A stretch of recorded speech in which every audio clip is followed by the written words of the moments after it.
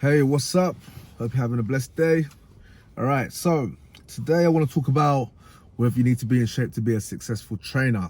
So I've done previous videos where I've said you have to be in shape, and that's the least you can do. And I want to make it clear that I reserve the right to change my mind at any moment. And after thinking about it, and after my experiences, I'm changing my approach. So no, I don't believe you need to be in shape to be a successful trainer. I do not. I don't think it's important. You might be shocked to hear this. I feel you need to hold a certain level of shape. But essentially, I don't think it is at all a defining factor. I've seen people in the best shape, winning competitions on competitions, professionals, like people who've won professional status in bodybuilding, who haven't made enough money to essentially stay in the gym as PTs.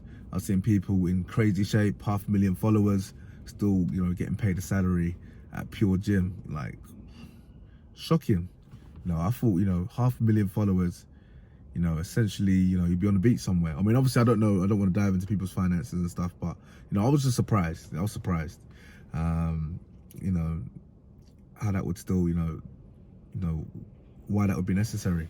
But yeah, essentially, I don't think you need to be a great trainer. Like, the main thing is customer service, being a nice person, you helping people, just achieve their targets. Like, I feel like if you have proven that you've done it, you can do it for other people, or that you maybe got a journey that you maybe achieved, gone from A to B, or you've been there, or you've done something, then I think that's all it takes, and you being a nice person, because essentially, people are in it for what's for them, you being in great shape is not necessarily going to make them be in great shape. Like, that doesn't really make sense, like you just being hungry to help them, showing great services, by far the most important thing.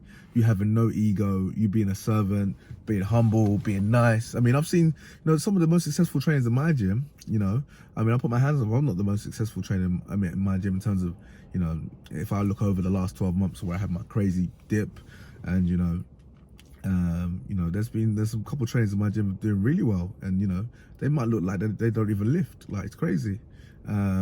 But their clients, Mrs. Joe, sorry, the average Joanne, are by far, like, they're nowhere near that shape of condition in terms of being lean. Like, they might just look at someone slim and be like, wow, that's amazing, I love to be slim, I don't really care about muscles, or vice versa, or just like not have rolls, or not have love handles. That could be aspiring to them, like, so don't let that stop you if you're thinking about getting into PT and getting into the industry that you don't think you're in the best shape. It doesn't matter.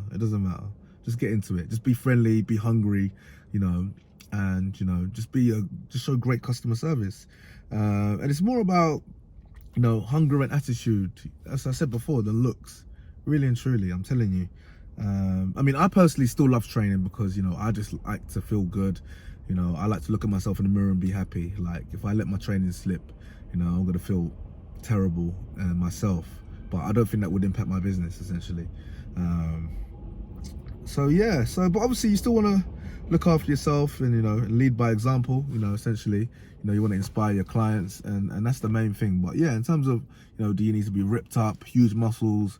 I know there might be some other people in the gym that look in crazy condition, winning loads of competitions, but forget them. Just be hungry, do the stuff. Like, most of these guys, in great shape, the ego is going to be insane. Like, they're not going to be approaching people, they're not going to be being hungry, they're not going to be they're going to take rejection a slightly different way to what you might do. If you're hungry, you're thinking about your feeding yourself, feeding your family, what I'm saying, paying rent, paying bills. It's a different type of hunger. And and it'll, even if you're doing well, I'm going to do a video about survival mode versus overdrive. Like, survival mode, like, you gotta make that money. That person sitting across from you has to buy, because you're going to be messed up if they don't. You know what I'm saying? That's survival mode. And you need to keep that hunger even when you're comfortable, even when the rent's paid, even when the rent's paid for several months, a year. That's what's going to keep you on top. Like, you look at football teams, like footballers, like Man United back in the day. Obviously, I'm a Man United fan, so I follow them closely. But winners generally, like even Michael Jordan, they win, and you know, instead of getting comfortable with the win and celebrating, they look at what they did wrong, what they could do better, what's next, what's on to the next one. You know what I'm saying? You win the league, back onto training, back onto the field next day, next week. You know what I'm saying? Back on it. You know, new signings. Like, you know, that's how winners really win, is that they never get comfortable.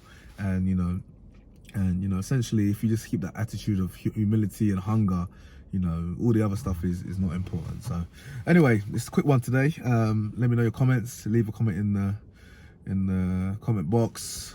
Like, subscribe. Hit me up on Insta, email, whatever's comfortable for you, and I'll catch you on the next one.